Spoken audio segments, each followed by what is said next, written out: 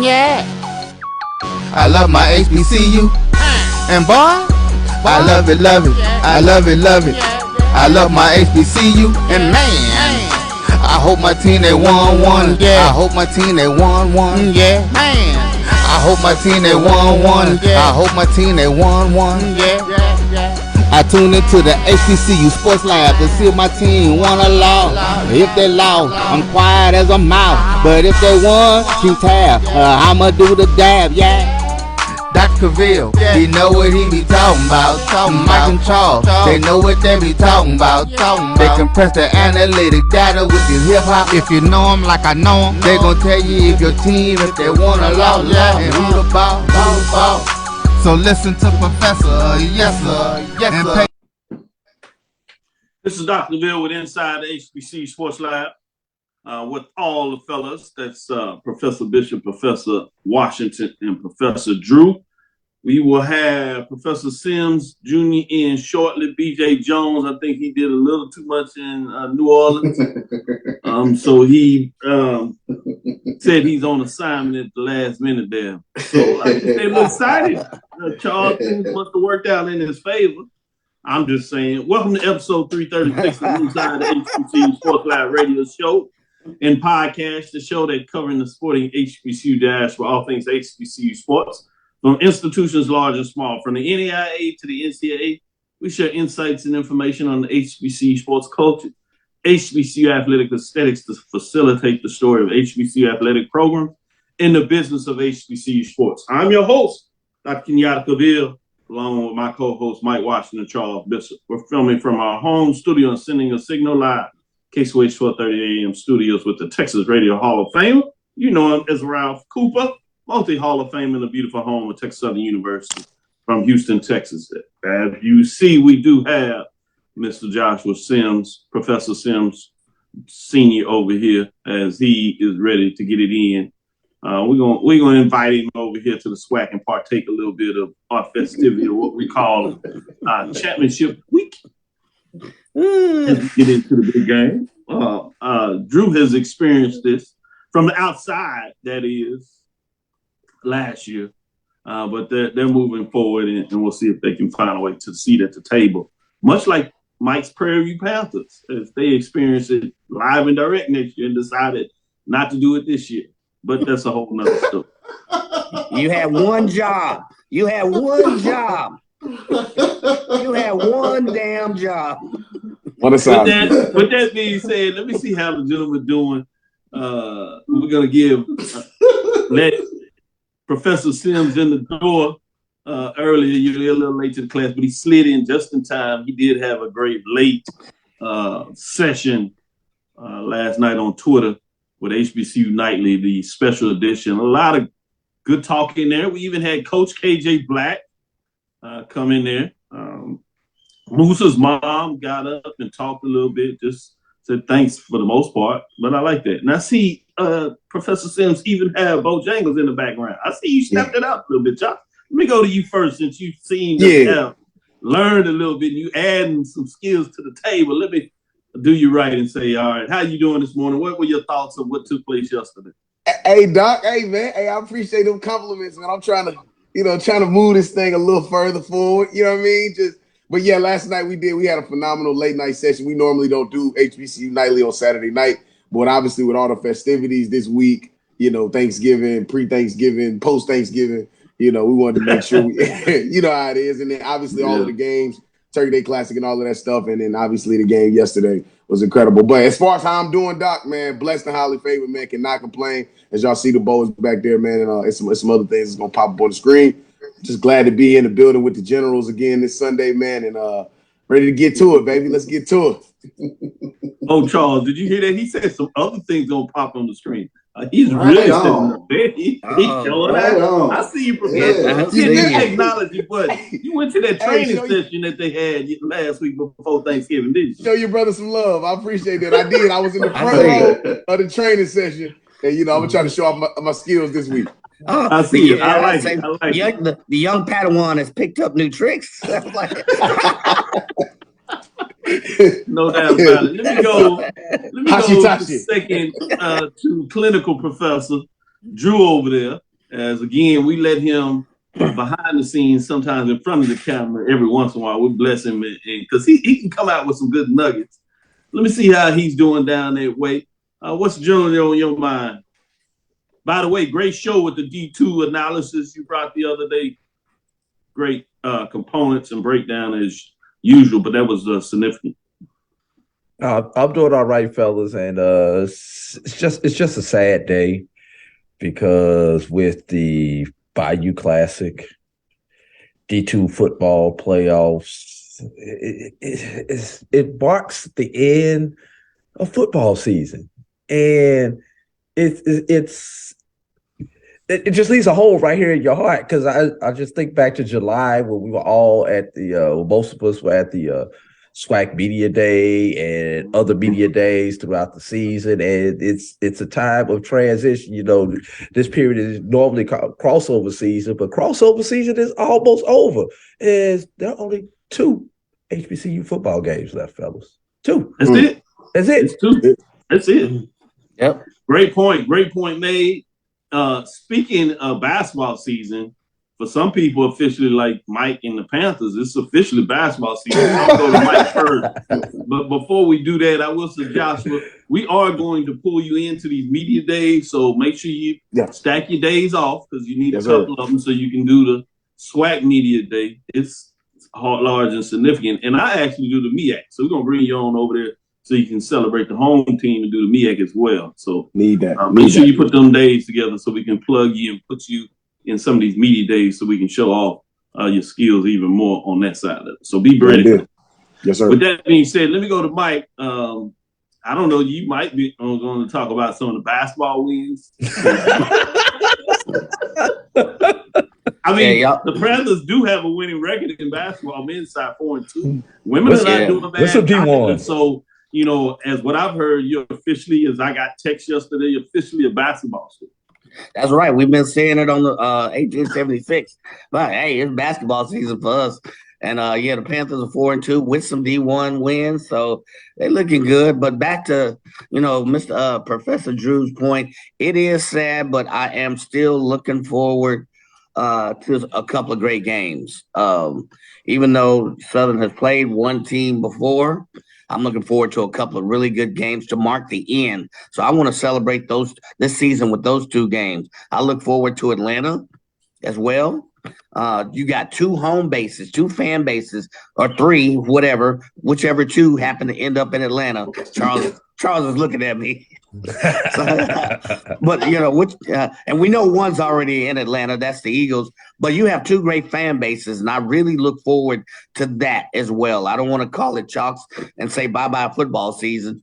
You still have 2 games to look forward to. So, and speaking of the SWAC Media Day, Josh, we also do have a pre-SWAC Media Day, post-SWAC Media Day, and then a post after SWAC Media Day. Treat it like Turkey Day. I'm just putting it out there. Leftovers. Mike, man, we on the international TV. I have to tell everybody else. I said we could have been talking about food, man. I'm just saying. They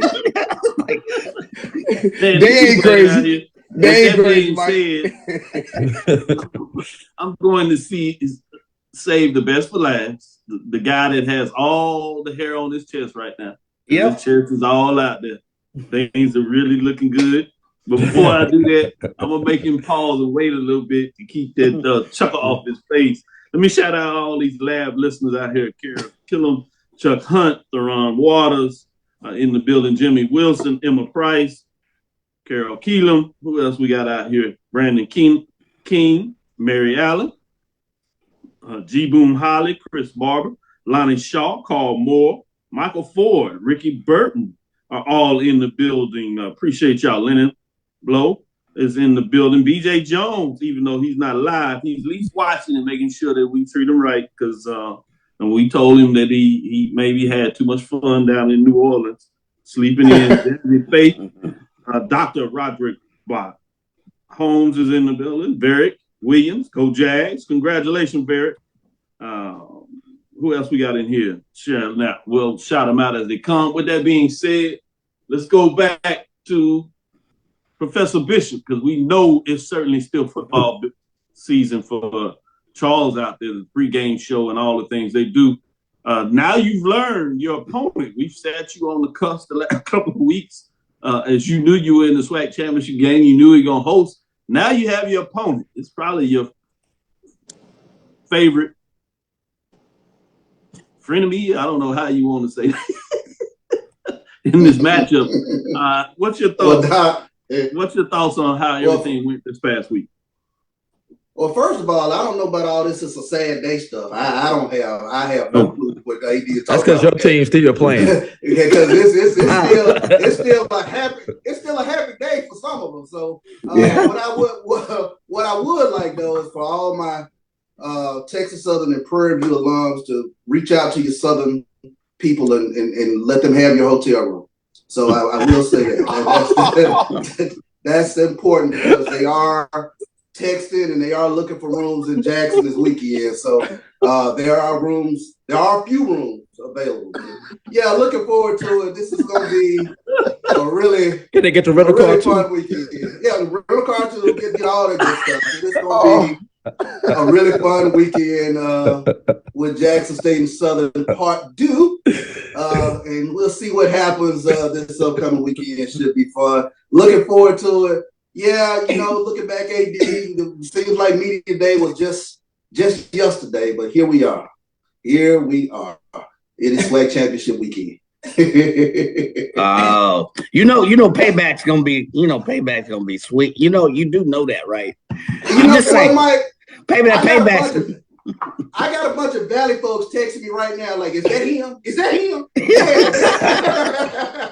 Look, hey Charles, everybody in the SWAC is just saying it's round ball season. Revenge will be ours. Exactly. Yeah, you might get it. You might get it. Hey Chuck, quick question.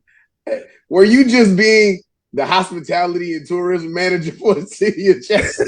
They asked me to do my part, so I'm just trying to do my part to sell a few, rental cars and sell a few hotel rooms.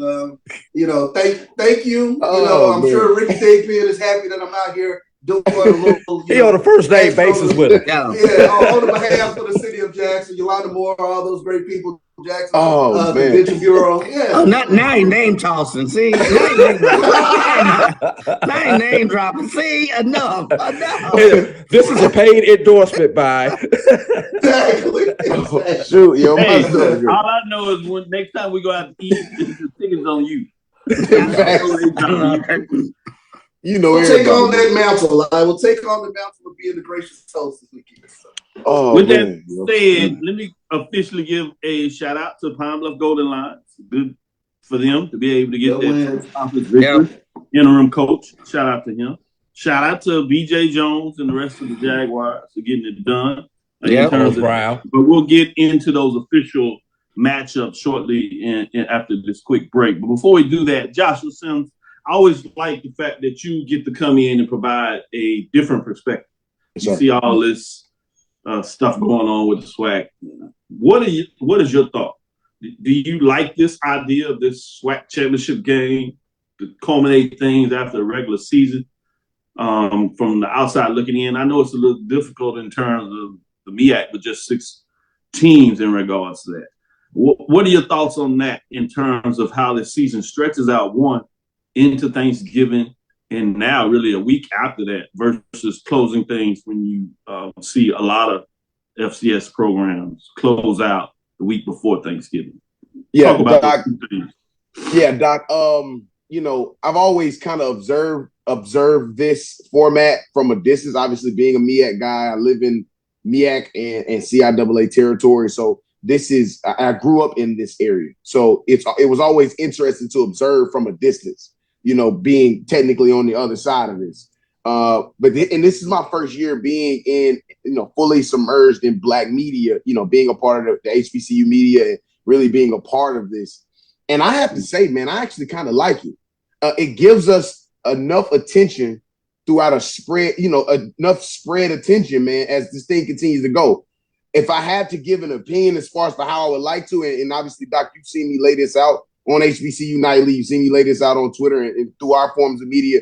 that I would like to see this be a part of a larger kind of celebration bowl format. The SWAC championship kind of stay what it is. And then, obviously the MEAC just ain't going to get to a spot where it can be able to have a conference championship no time soon, at least, and then leave the door open for at-large bid to be put in place. But I like the fact that we have HBCU football being played continuously through November. And then into December, you get the culmination that is the Celebration Bowl that kind of puts the cherry on top, man. So, it was different observation of it on the other side prior to getting into it. But, as a person who wants to see HBCU football being played continuously as long as possible throughout the year, man, I have to say I've really enjoyed this, man. And I'm really going to enjoy it. I am coming down to Mississippi next week, Chuck. So I'm going to be in the building, dog. I'll be there to check out this the SWAC championship game. Come forward. I'm looking forward to it. No And doubt. I will have notepads in hand. I will have Huddle Up on my phone. So I am going to be there as an analyst for North Carolina Central for whoever we end up playing. So. Smart. And you get to see all that SWAC arrogance come out next week. Yeah. It's gonna be a beautiful. And I want to ask you that, AD Drew. SWAC arrogance. Since moving into the family, obviously over the last 2 years, and being right on the edge, being a part of it in some ways, but officially, if you would, just share your thoughts. How much has your experience been? How have you really appreciated it, or maybe not so much? Well, coming from the MEAC culture, which Florida A&M and Bethune came from, the MEAC was always a basketball conference. Even though we played football, the MEAC always seemed like a basketball conference. And, for down in the South in Florida is probably more rich on its football and baseball history than it is on its basketball history. Now, let's take back to the early 2000s when you had Winston-Salem in and Savannah State, and you were thinking that maybe we go ahead and get there with other team and we have our own championship game also. Well, that went out the window when Winston-Salem decided to go back to the CIAA, and the dominoes started to fall. So for us down in Florida, we were trying to, I don't want to say duplicate it, but create our own different scenario with the championship game. And then when you saw the Celebration Bowl come in with the SWAC champion and the MEAC champion, especially considering our lack of success in the playoffs and getting a fair shake in the playoffs, a lot of us down there were really hoping that there was some way that we could create a championship game model. But my final point is, without the championship game for the MEAC, it's just the fact that the MEAC has beaten the SWAC 5 of the 6 times that they've played. So the old rest versus rust argument has favored the MEAC by not being able to get to what a lot of people really wanted to get to, which was that championship game model.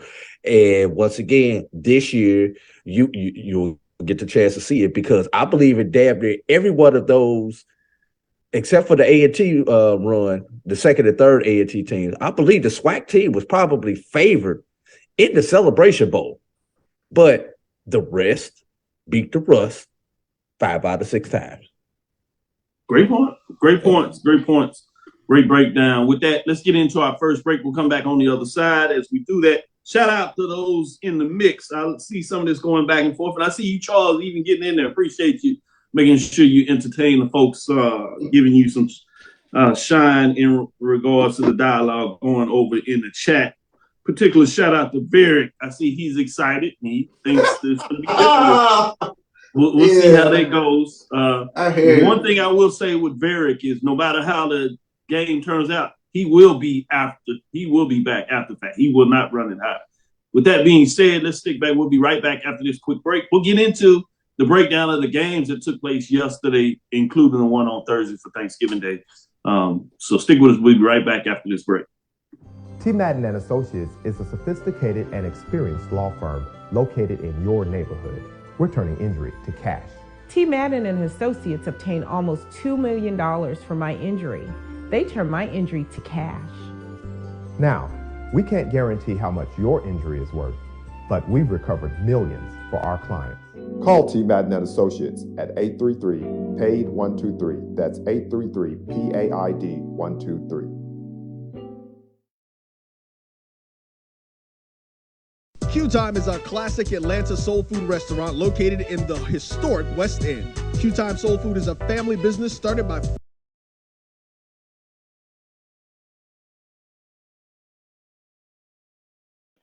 All right, perfect. We don't lost it, bro. This is Dr. Bill inside the HBCU Sports Lab with Mike Washington, Charles Bishop. We also have our clinical professor, A.D. Drew, our football guru, Joshua Sims Sr. Let's get into the talk to get in some of these matchups this past weekend, starting with the Division II second round playoffs. We had Benedict that came in undefeated, playing some really good football, and getting the host, Wingate. Wingate previously played in the first round and upset Virginia Union, and I say that by the seeds that came into that matchup, and Virginia Union had this home game. So coming out of this matchup, when you look at it, is the fact that you had Wingate win their second road game, defeating HBCU on the road, getting it done. This game was much closer than that in a lot of ways. But let me go starting with Drew to talk a little bit about this matchup of Wingate and Benedict, what he saw in the matchup, what took place. Man, that defense, they was the number one defense in Division II, and they showed it.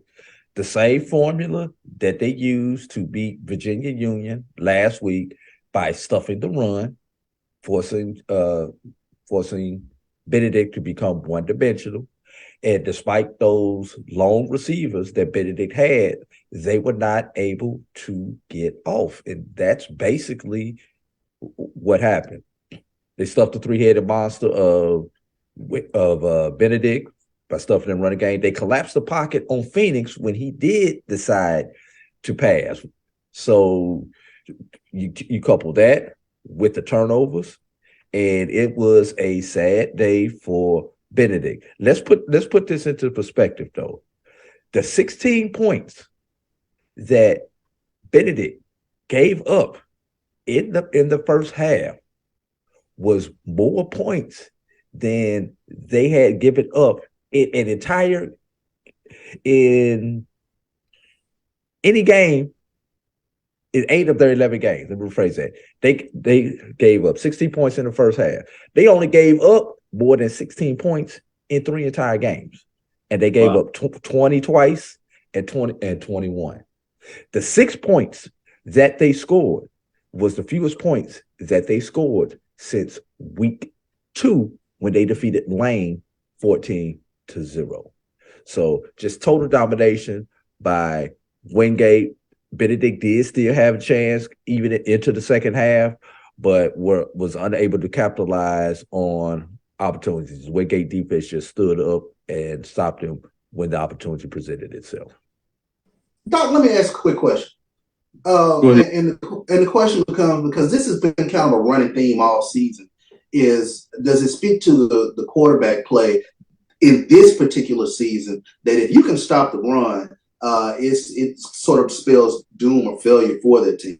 I mean, we've seen some years where the quarterback play has been enough to where you can throw the ball or you can, spread the ball around a little bit more. You don't become just one-dimensional. But it seems as though that's been a theme that we've seen all season. And it doesn't matter what team, that if you can stop the run, that the quarterback play just hasn't been enough to where, it's able to carry a team.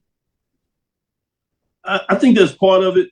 Great question. I think that's part of it. And, most defensive coordinators will tell you one of the focal point that they want to do is you usually stop the run and make a team one-dimensional, which is easier to defend. And I think to your point, this year you had, for most of the HBCU teams, you either had young quarterbacks, freshman, sophomore, and or even those that may have been graduate transfers, JUCO type transfers.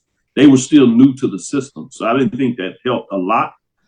Again, we had a great discussion, those that follow HBCU Nightly to the Twitter discussion. And quarterback guru, if you allow me to use that, KJ Black, came on and he discussed a little bit about that. There were some concerns about the play and stuff like that. And he just talked about a couple of things, maybe young quarterbacks in terms of how they're coming out of high school. What are you able to teach them? Are we doing a good job in terms of getting true quarterback type coaches to help mechanic-wise, help read defenses? And then maybe how vast in the time that you have for certain players to really learn what it means to play quarterback efficiently. So I think when you add a couple of those things in there, you had it. I thought the biggest factor, and I want to see what Josh thinks on this before we go too far, I thought the biggest factor were two things. The line play, both offensive, defensively, I thought Wingate took it to them. This was at the point of attack. They were a little more physical, and they were able to blunt the schematic thought process of what Benedict wanted to do, and it was just from a physicality point of attack. And the second thing is, in any game, is if you are being out physical at the point of attack, that means that you have to be even more secure with the football. And so when Benedict finally got some things rolling, got the ball, got into scoring positions and things of that nature, they turned over the ball. And you just can't do those kind of things when you're already out physical with the team. That means that you're going to have to be more sound in the things you got to do to give yourself a chance. And they didn't do that. So, Josh, if you would quickly kind of close out that game, what are your thoughts in terms of what you saw in the matchup? And do you agree with what I wrote there? Yeah, I mean, the glaring stat is 29 rushing yards. And from a coach's perspective, if you're going to make a team one-dimensional, you got to choose which dimension you would rather a team be. You would rather be able to shut down the run and make a team pass the ball for a combination of various different reasons. But at the top of that would be time of possession. When you can run the ball effectively and run the ball efficiently, you control the clock. You control the pace of the game. You control how quickly you get, how often you're getting first downs, and it removes your ability to create turnovers for yourself when you're not having to put the ball in the air as much. So in this game, if I had to circle one stat that just kind of jumps out to me as it pertains to this game, is Benedict only had 29 rushing yards. Open shut case right there from my perspective, Dr. Cavil. You shut down the running game. You make a team have to pass the ball all day long. You don't have and it's not like Benedict, and this goes to what KJ was talking about last night, is having guys at the quarterback position that are actual quarterbacks. Sometimes we might put an athlete at the quarterback position who's an athlete, and he can play the quarterback position, but is he really a quarterback? And in this game, and in all season long, Benedict's quarterback play has been possibly one of those things where you like, it's an accident waiting to happen. If that running game doesn't get established in a game, can they be able to win a game through the air?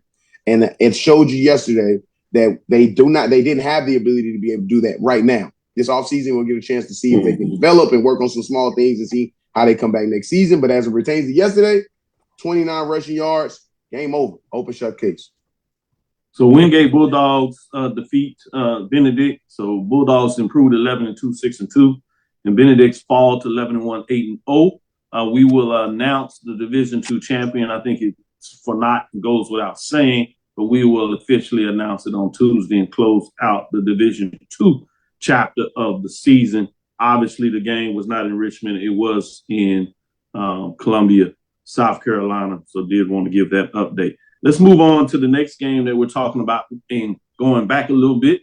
This is a game that's played on Thanksgiving, as you get to sit up and carve up your turkey. You get a little football. Obviously, some people are over there watching the NFL games, but a lot of us also get a chance to focus on HBCU.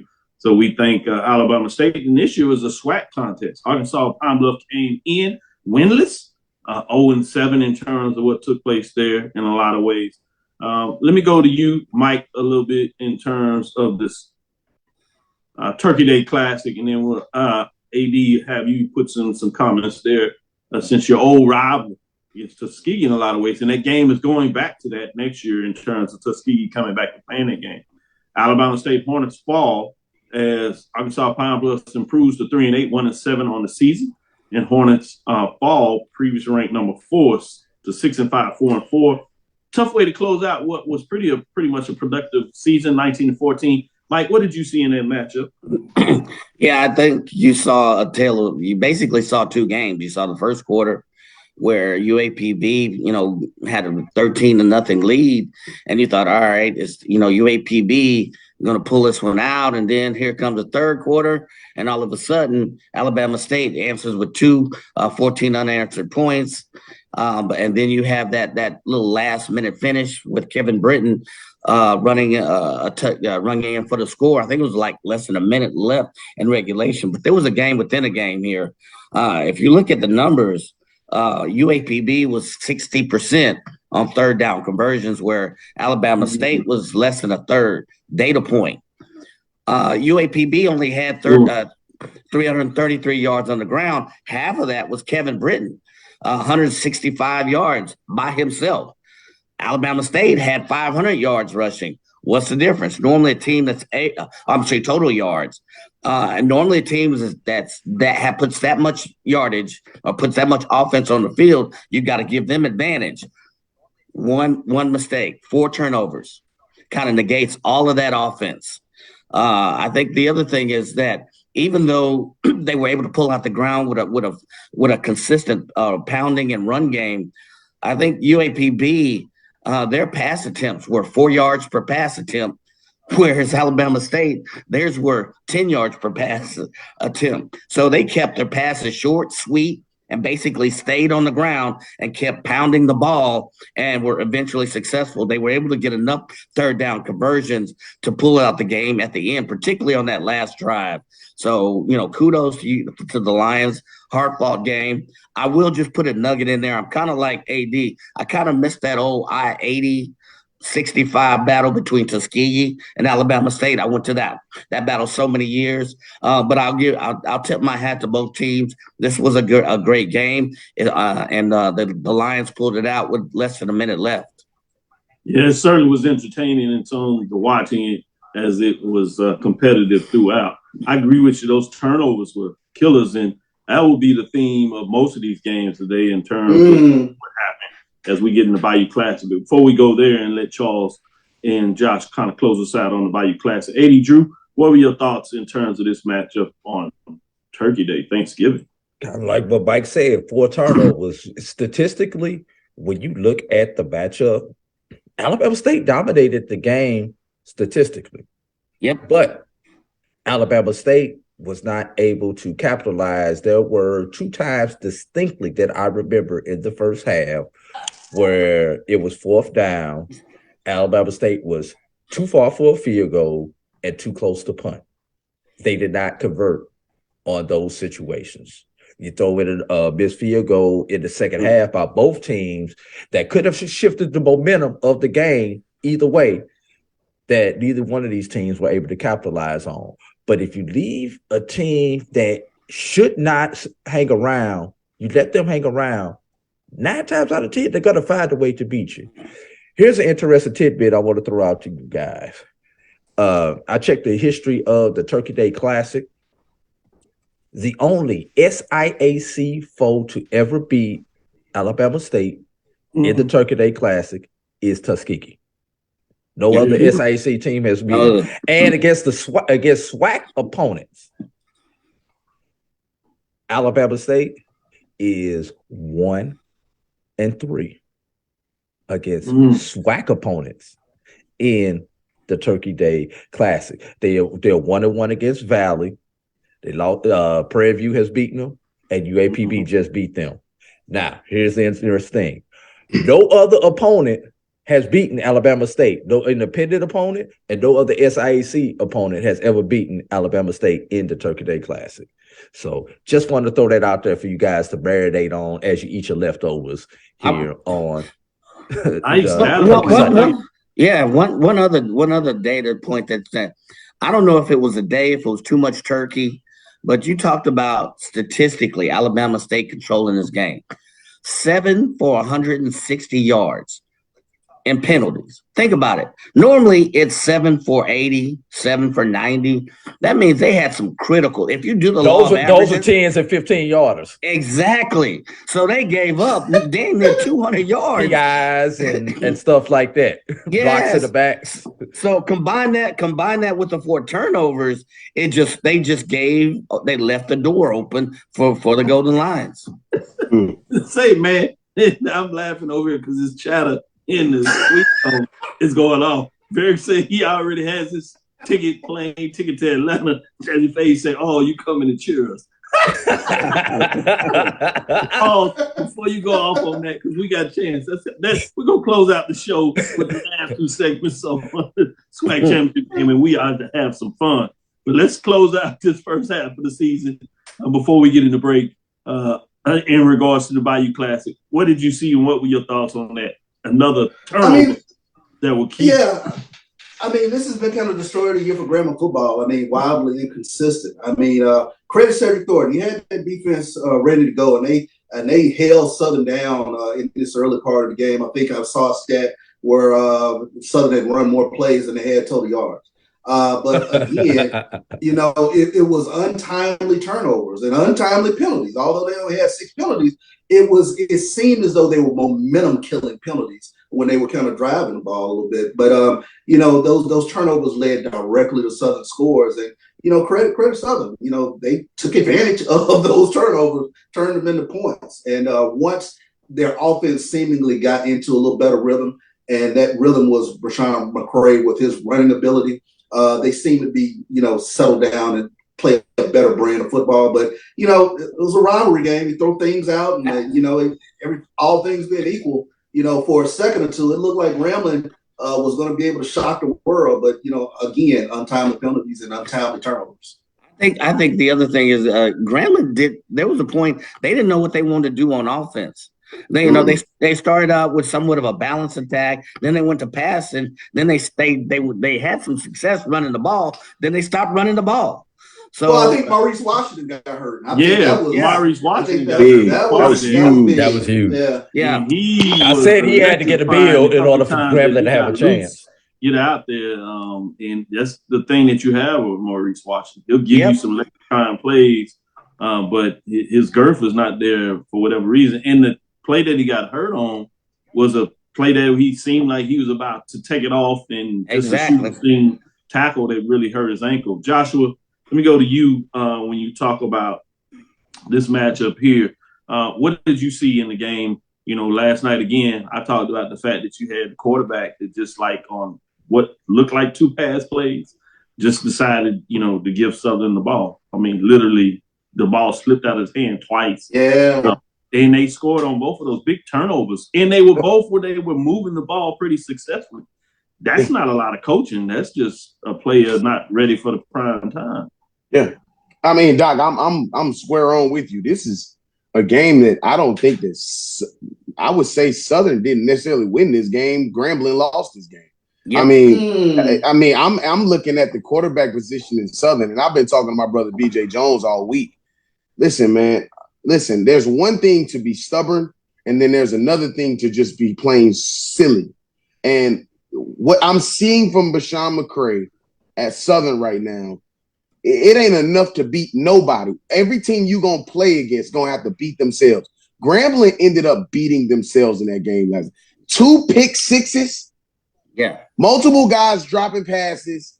You have Maurice Washington go down and get hurt in a play that's like a routine football play. You still have Chalk get over 100 yards rushing yesterday on 8 rushes. Everything pointed in a direction. And I'm going to say this, because I know it's a bunch of Southern people that's watching the show. I'm going to say this. Y'all didn't win that game yesterday. Grambling lost that game yesterday. And y'all should be almost – I'm not looking forward to what's going to end up happening at the SWAC championship game as much as I am looking forward to it being my first time in Jackson, Mississippi, in the vet, looking for all the pomp and circumstances. I'm looking forward to listening to the bands more than I'm looking forward to seeing that Southern offense go on that field next Saturday. I am totally disappointed because I thought that they were going to make a change at the quarterback position and take that quarterback position a step further, maybe not for this year, but for next year. You have absolutely no chance with that quarterback, man. I'm sorry. That's just my opinion. Is it not too late in the year to make this change, so to speak? I mean, I think a lot of people are asking for that, but it's like, it's too late in the year to kind of shift gears. But it happened naturally. They did it against Valley because the young man McCray got hurt. Yeah. So you let the backup stay, and the guy played well as a backup in the game. So you had 2 weeks to put in a game plan if you can go back to him. So I mean, it was a natural situation. If you was going to make the call, you had to build it like you had to go far in the book to get it done. It played out that way naturally for you with the quarterback. So no, something else is going on here, and we'll see it play out. Go ahead, John. And just real quick to that too, real quick though, Chuck. If you look at how Bashawn McCray plays in this offensive scheme in particular, the reason why you make the change is because how many games do you think you're going to win where your quarterback has more rushing yards than he has passing yards? This is like something that I am like totally perplexed at as from a football coaching perspective, because it doesn't get you close to winning games. If that Southern defense does not play lights out like that, this might be a runaway win for Grambling. I mean, I'm just being honest. This may be a runaway win for Grambling. And to Dr. Cavil's point is, you already had the backup seemingly getting the reps, being in the position. This is you being stubborn, like we gonna do it the way we want to do it, and we not gonna make no adjustments in a game where you had everything to win to put you in a position to not only win this game, but also be ready to try to win the SWAC championship game. I just don't see it happening with this quarterback. Hold on, Charles. We're going to take this quick break. We'll come back because we're going to get into this discussion and we're going to turn it towards the SWAC championship game so we can really look at the matchups and how this will determine what's going on. So come back and we'll bring back that follow-up question and we'll turn it as we leave out of the Bayou Classic into the SWAC championship game in Jackson next week.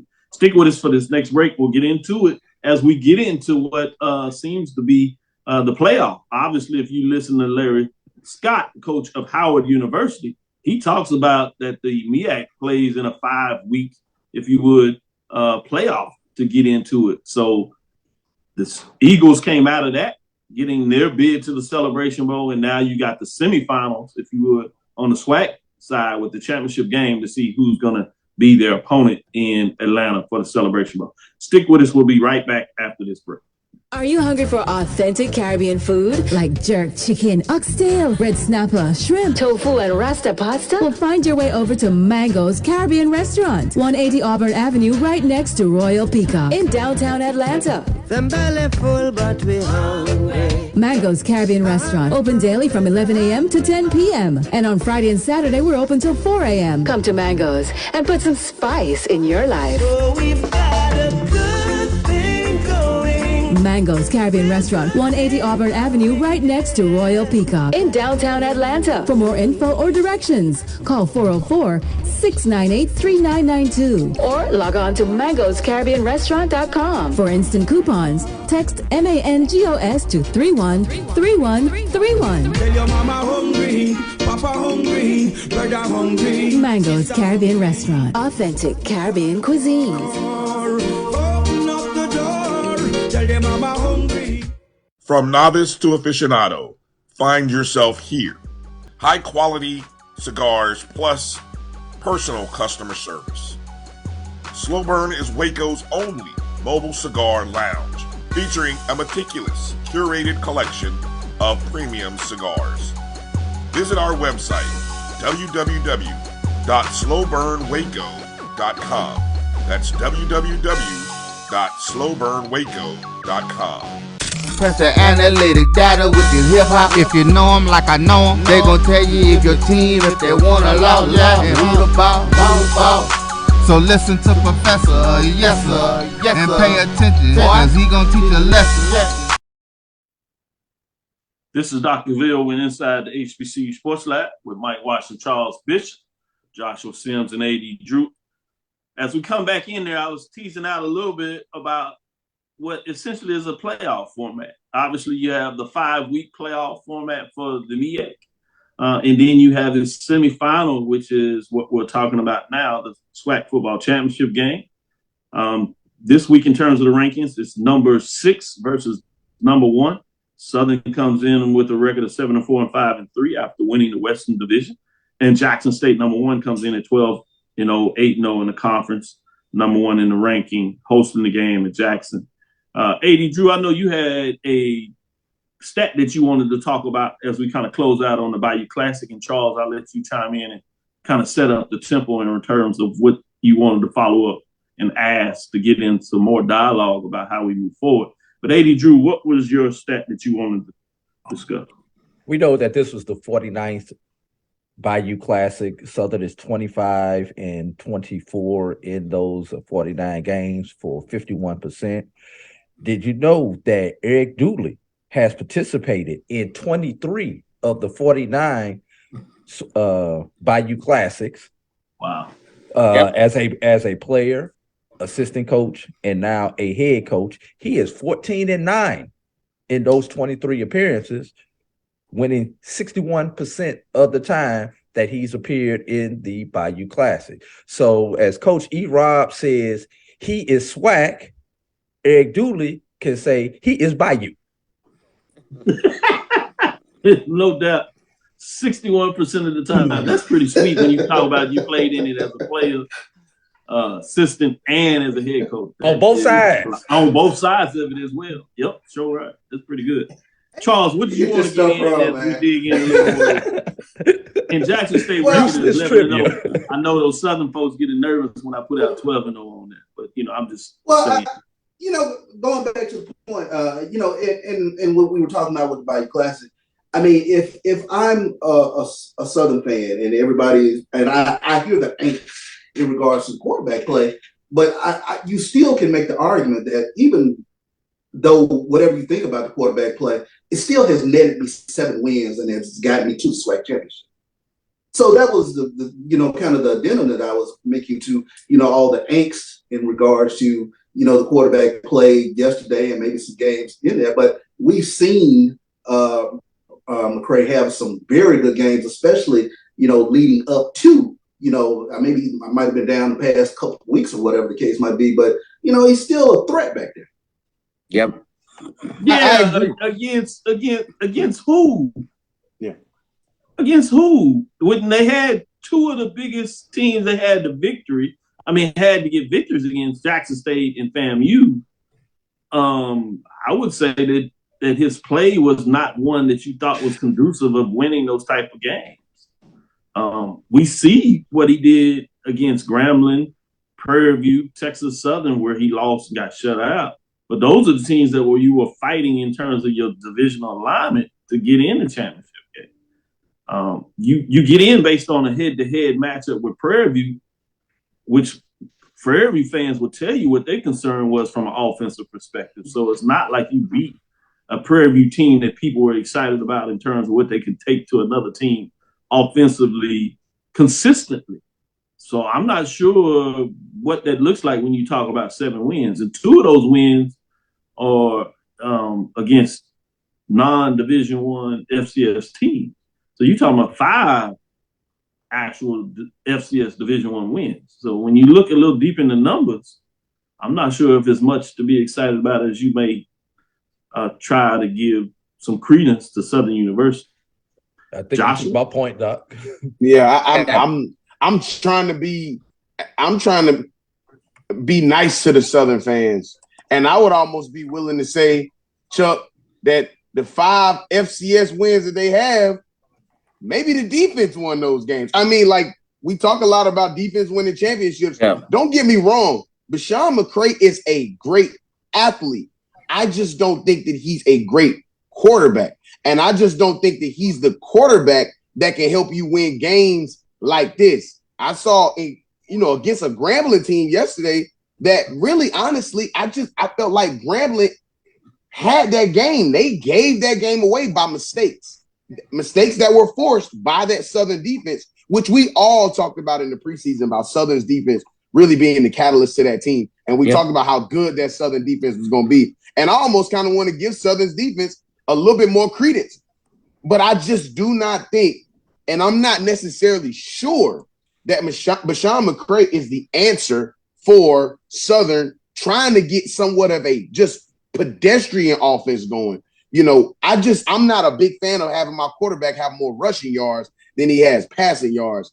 That for me is like, 7 passes he completed yesterday for 70 some odd yards, man. I mean, jeez, I would argue against Pine Bluff in that matchup. Now they were able to run the ball with multiple players, but that's the same formula that got Prairie View is not being able to pass the ball really effectively down the field. So I'm gonna go to you, Mike, and then you, Drew, to kind of wrap this up and get into more specific sides of the ball in this championship matchup. Go ahead, Mike. Yeah, 2 points. I was looking at their record and digging deep in the numbers. The wins that Southern had, their defense was, if you look at just go on the numbers, they were able to shut down the other team's offense and make them one-dimensional outside of FAM, outside of Jackson State. Against Prairie View, if you saw that game, I would give the defense the MVP. I would give the defense the MVP for the Bayou Classic. They were able to shut down Prairie View's offense, which basically was 3 running backs by committee. They did it successfully, but that defense was able to shut it down and make them basically non-denominational. Here, Gramblin's mistakes plus Southern's defense, basically, instead of I forget who got the MVP, I'd give it to the Southern defense. Well, they gave it to the quarterback. They gave it to Bashawn McCray. Yeah. AD Drew. For me, it's like, and I just got to point out one comment. Brandon King said in the chat that if McCray plays like that against Jackson State, Southern is going to lose 120-0. I just think y'all being way too hard on this McCray. I think, he was a catalyst in that game yesterday because once he was able to run the ball a little bit more, they seemingly got into rhythm a lot more. And you're right. Southern's defense did what they had to do, and it was a byproduct of Grambling giving them possessions. But, you still got to give credence to them being able to move the ball, and he was a catalyst for them moving the football. Yeah, but you're talking about moving the ball against the Grambling defense versus the Jackson State defense. Well, darn, I didn't say anything about that. That's a little different. So, Hey, you want to get in some of this? I just want to hold up. Doc, I want to comment on Jazzy Faye in the chat. I was sure hoping for the miracle Prairie View playing the SWAC championship. Oh no, the hell you don't. No. We you don't. Better. We know better. We're not these fanatical fans that just celebrate Prairie View because we celebrate. We know about institution. But we didn't want that smoke. We knew we didn't want that smoke. Our offense, and we knew some concerns on the defensive side of the ball. We are realistic. No, man, come on. Especially when you have 2 of your last chances to win it. When we lost to Alcorn at home on a Friday night with everything on the line to a backup quarterback that was playing for his first time. Let me do everything. You got to remember, coming into the season, I said Prairie View would finish 4th. So I thought they overachieved. And when that went down, I knew that they were in trouble in terms of the overall schematics of the game. That Alcorn State that was a data point right there for us. That was a major data point. That Friday Alcorn game. Yeah, no, it don't take all that. 80 Drew. First of all, I need all my Southern Jaguars. All my Southern Jaguar fans, I need you to get this in your head. You are 5-4 on this season. I'm with Doc. Throw Lynchburg out. Throw Florida Memorial out. You are 5-4, which means you are barely over the Mendoza line. Now, Southern. He said the Mendoza line. Did he just say the Mendoza line? Look, Southern is averaging 25 points per game in conference, just in conference only, which is middle of the road. That is 6. Now, I want you to think about this. Against the top teams in the conference, Florida A&M, they only scored 16 points in a loss. Against Jackson State, we know they were shut out. Against Alcorn, you scored 21 in a victory. So, which leaves you think, and you scored nothing. 0 against Texas Southern. In a big explosion against Prairie. It's been either boom or bust. And against the top teams in the SWAC, just SWAC only. We're not talking Lynchburg. We're not talking Memorial. You have busted more against the top teams than you have boomed. Also, when you statistically look at it, every conference category, Southern is middle of the road at best. Offense, defense, except with total defense, they are up there. But every other category, they are middle of the road at best. When you look at the stats, who's number one in every damn category in the freaking conference? Z.I. Love. No, that little don't give him that credit. Yeah, Do not give him that. Do not give him that. Do not give him that. Numbers don't lie. Drew, now you just saw him. Drew, you just saw him over here like that. No, don't give him that. Don't give him that. Don't give him that. It's that little bitty school in Jackson. That's why you say it. Don't give him that, Drew. Don't give him that. He was just over there like, come on, man. They were like, Drew, you were doing so well into that. Let's take our last break and come back, and we're gonna look at the SWAC championship game in terms of matchups. We'll look offense, defense, in terms of both teams and special teams, and kind of see where you go from there. Drew, I'm disappointed in you, Drew. Oh, come on, man, Drew. You gonna give it up like that? The human voice has always connected audiences with experiences. Major brands all across America have trusted Kever's voice time and time again. Conversational, powerhouse, intelligent, and sincere. That's the voice you need for your creative marketing process.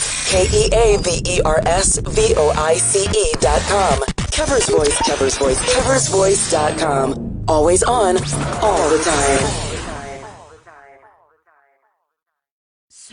Shop Velvet Online Women's Boutique to spice up your closet with trendy, unique looks. We have fashionable and chic looks at very affordable prices. Velvet Boutique offers free shipping all year long on all orders. Shop online at www.melvetboutique.com. That's www.melvetboutique.com. Like us on Facebook and follow us on Instagram. Shop Velvet Online Women's Boutique.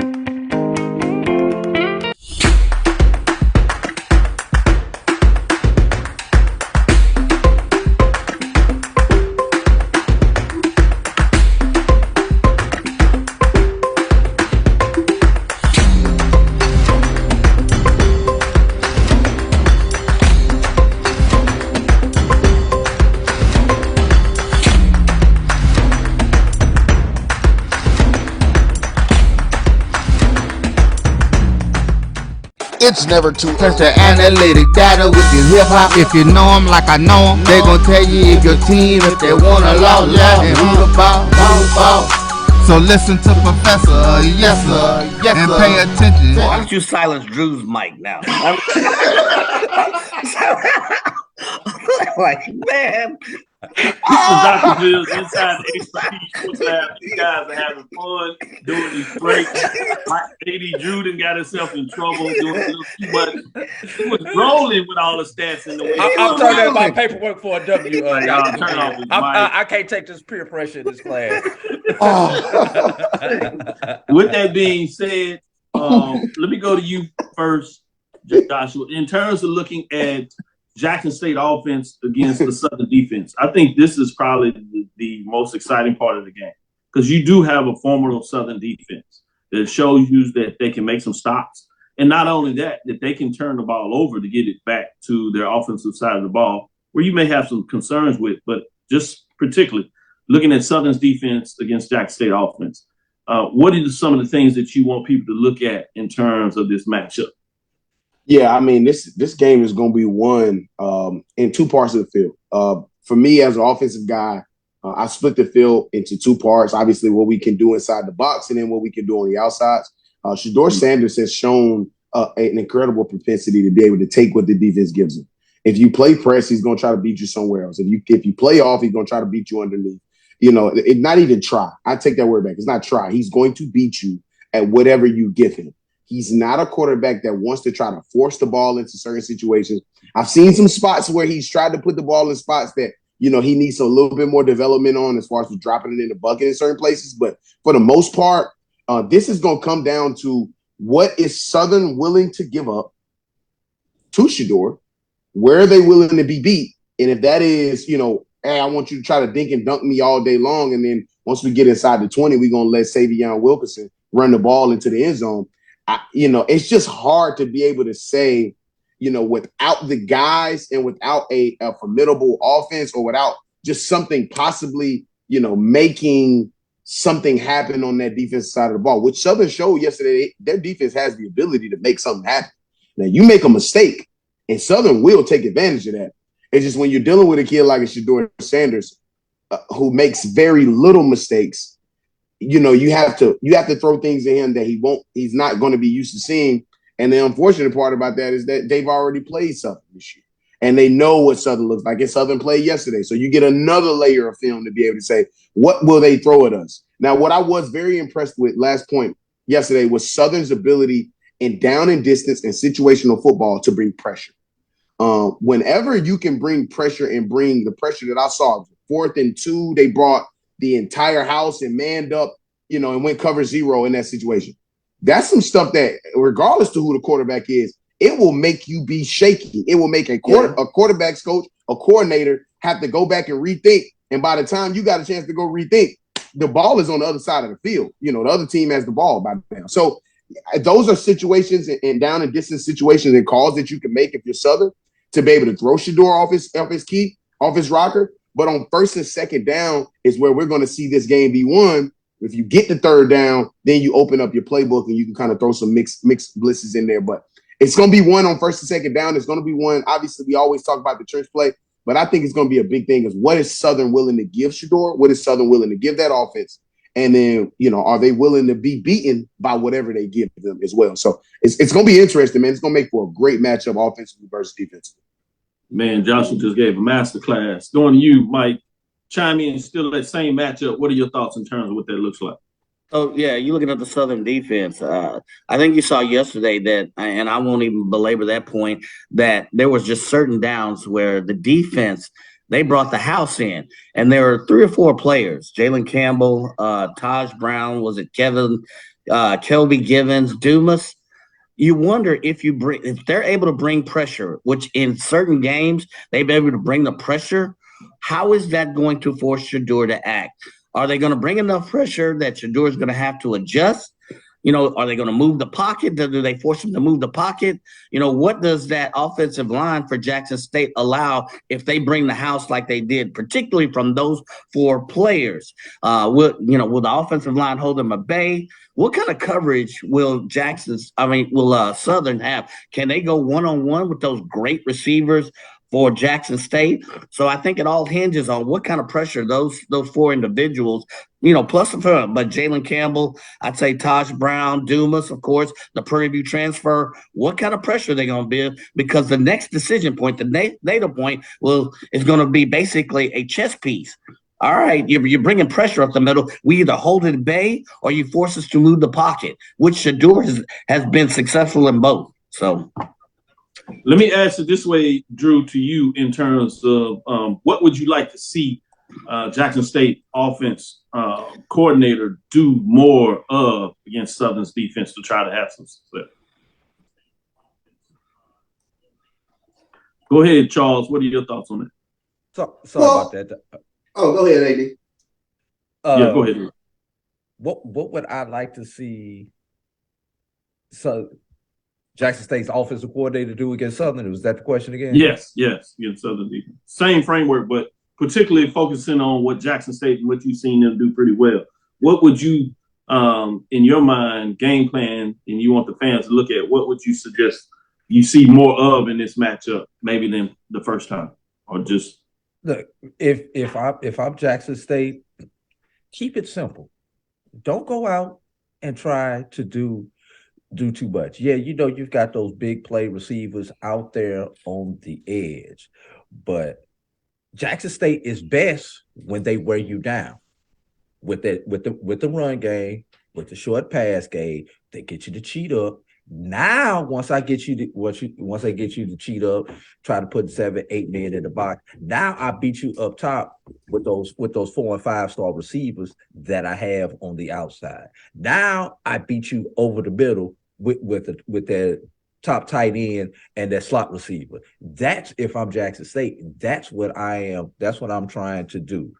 And Southern, basically, defensively, Southern, you've got to pretend like you in Vegas and go and gamble. You're going to have to gamble and hope that you get it right more times than you get it wrong in order to slow Jackson State down. If Southern could get Jackson State into and long situations, second and long, third and long situations, Southern will have a chance. The thing is, I don't think Southern's offense is going to help out the defense. And by the offense not being able to stay on the field and let the defense get some rest and possibly giving Jackson State short fields, I think the defense is going to be at a distinct disadvantage in this game. Charles, looking at you, and I know you get to get into the practice, so I don't want you to get that kind of information out there. I just don't think that's fair for you for me to ask you that perspective. But obviously, when you go back to what many people refer old school is the Soul Bowl, Jackson State going down to Alcorn. That defense was able to do some things, at least slow down what Jackson State did offensively. Let me ask you from this perspective. Are there some things that you could see from Southern's defense of what they did yesterday to Grambling? Do you think they can mimic some of those things and maybe have some of the success that they had, that Alcorn had? And I think. If so, are there some offensive things that the coordinator is looking at to make sure that those things don't necessarily happen? Sure, I think they can attempt to mimic some of the things they did against Grambling, but I think Jackson State's offense is most lethal when that ball is coming out of the hands of Shedeur on time. When he is able to, come out in rhythm, and Jackson State's receivers are able to win their one-on-one matchups. I mean, I think that's when they become very, very dangerous to deal with. And then you can open up the playbook. I mean, it allows for you to be balanced. It allows for Savion Wilkerson to run the ball in between the tackles. Because when you're starting to gamble, the great thing that Shedeur is he counts the box. He understands where the matchups are to be won, and he will go attack it. So it is all incumbent upon Jackson State's playmakers being playmakers. So if you're going to gamble, I think AD said, you better win. You better win that gamble because if not, it's going to be a long day. But I think, the big thing for me with regards to this game, it's the fact that Jackson State's defense, and this is a stat that just literally blows me away, they've given up 12 touchdowns all season. It's literally been, I think, 11 games now where an opponent has not scored more than 2 touchdowns.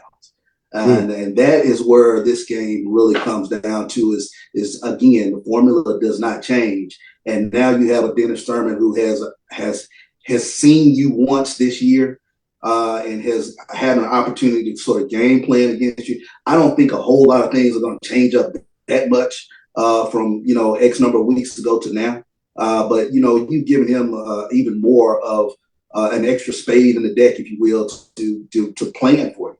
So, again, the formula is stop the run and make you throw the ball. And I think that's where, things kind of fall in the favor of Jackson State. And, I know we haven't said it, but I think an X factor is Travis Hunter. And we just have to acknowledge what he is able to do both on the offensive side of the ball and the defensive side of the ball. He's going to command attention on the offensive side of the ball, thereby opening up some things that you probably want to do opposite him. And there are times when you just want him to win his one-on-one matchup. So there are going to be opportunities for him in this ball game. Correct me if I'm wrong. Travis didn't play in that first game, Charles. Say it again? I said correct me if I'm wrong. Travis did not play in the first game. No, he didn't. Okay. No. So Charles gave his own type of master class, and he gave you both sides of the ball. And I'm going to turn back over to the defense as he did. But Barrett came in here and said SU slowed JSU down the first half. They just got tired, which I think there's some truth to that they were able to slow them down. But that's part of the concern you have with the Jackson State defense is that that's consistent. And what Josh is saying about Southern's offense, that it doesn't lend itself to a lot of being able to keep Southern's defense off the field. So what's going to make them not tire down this time in that matchup? And now you have the ability with additional film to see how you change up schematically. You've seen what they're doing lately. So, yeah, it's going to be interesting. So let me go to... Let me correct myself real quick. I think Travis did play in that first Southern game. Yeah, he did. I just thought about it. Yeah, he did. All right. So appreciate that update there and clarity. Drew, in terms of flipping it, as Charles started talking a little bit more about the defensive side of ball of Jackson, which is phenomenal when you put out the stat that they've given up 12 touchdowns all year long. You played 11 games. That's a little over a touchdown a game. I mean, that's tough when you start looking at that. What are your thoughts in terms of Jackson State defense against what we've all pretty much said we have concerns about Southern's offense, particularly about the quarterback they seem to want to play in this game? Great. What do you see in this matchup in terms of defense? Jackson State's going up against Southern's offense. What Southern is going to have to do is they're going to have to get it on first and second down. Why do I say they need to get it on first and second down? Because the team that leads the conference in opponents' third down conversions is Jackson State, only giving up 20%. And going back to the last game, Southern was, I believe it was 3 of 18 on third down. Not too good. Also, looking at something else, Jackson State has given up 103 first downs this entire season. Going back to the first game, Southern only had 10 first downs, and 2 of those were by penalty.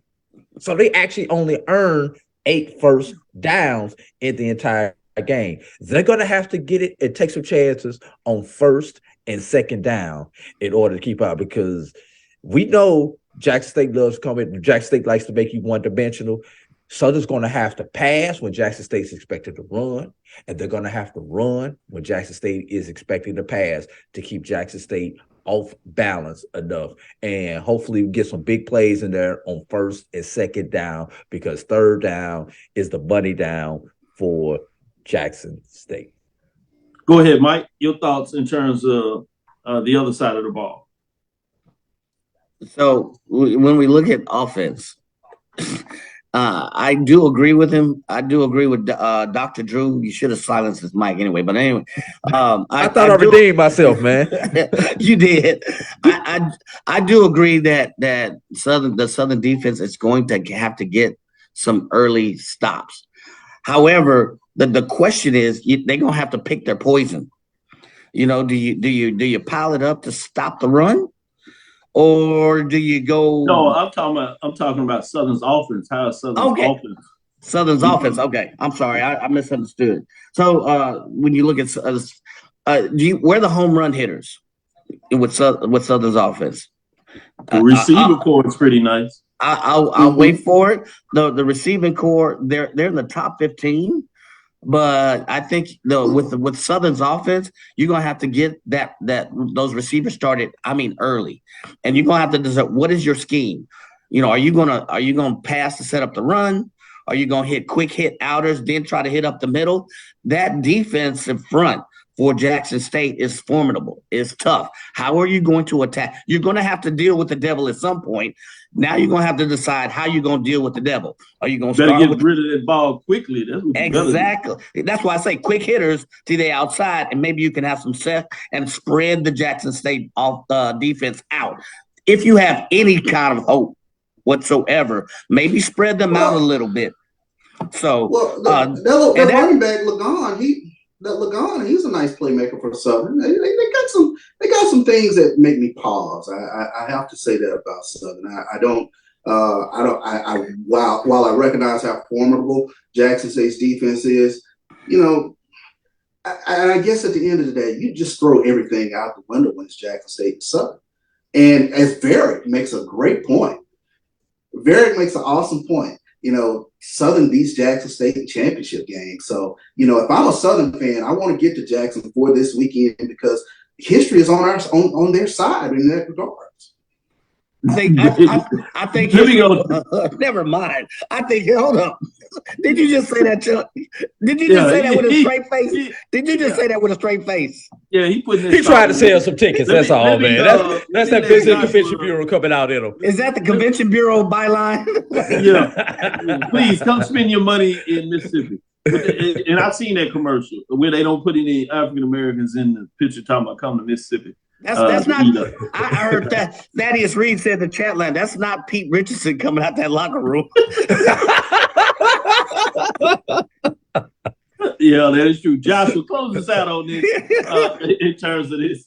And look at that.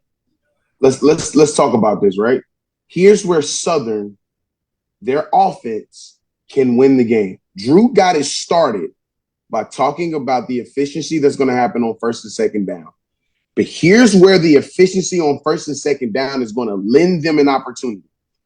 If you run the ball efficiently on first and second down, there has been a lax of defenses running blitzes from the nickel, what we call money blitzes, bringing lightning blitzes off the edge, bring your DB into the outside layer of the box, bring him downhill. You shift the defense to run, go toward the run, and you bring back play action and waggle. You allow for these climb routes. You allow for these inside dig routes to the middle of the field where you lower the amount of opportunity. But here's what I will say. For everything that's great about Jackson State's defense, their linebackers can't cover a lick. And I'm going to say it now.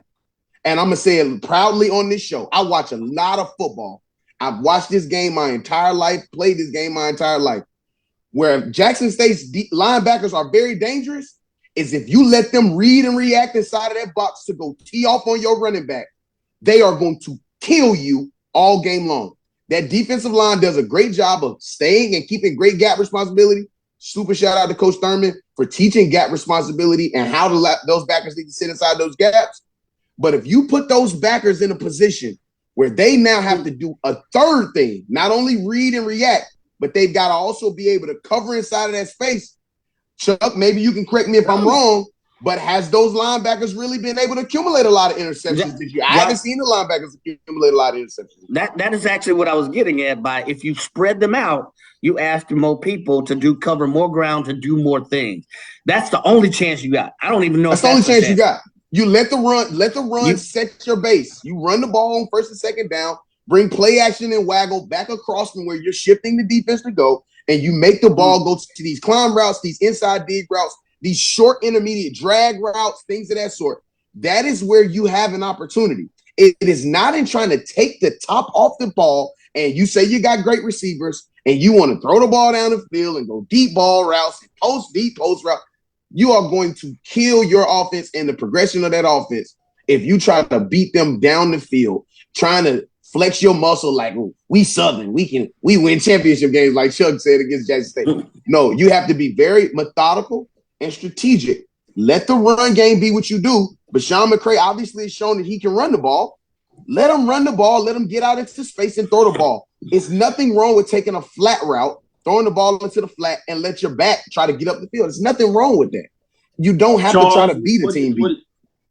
Josh, I have a question for you in terms of the cover. No, I think at the end of the day, there's a lot of great insight, but you still got to put the ball in the hole. You still got to score, and I think at the end of the day, Dennis Thurman's first principle is keep you out of the end zone and everything, from there. So there's a lot of great thought process into how to move the ball downfield.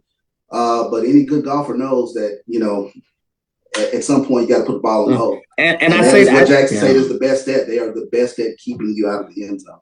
Yeah, and I say that with that philosophy, Josh. I agree with you, and I agree that by spreading them out, asking their linebackers to cover more. The problem is, does Southern have all of the personnel to make that plan, bring that plan? That's why I say that. I chuckled when I say that.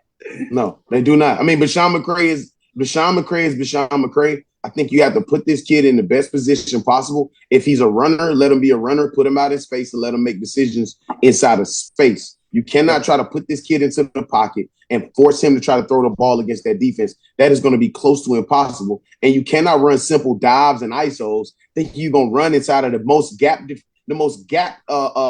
disciplined defense in the country. You have to put them in situations where they got to shift and move, and you got to force them to have to go you got to make them have to do something different. If you let Jackson State play their brand of defense, you're going to have another game where you won't score.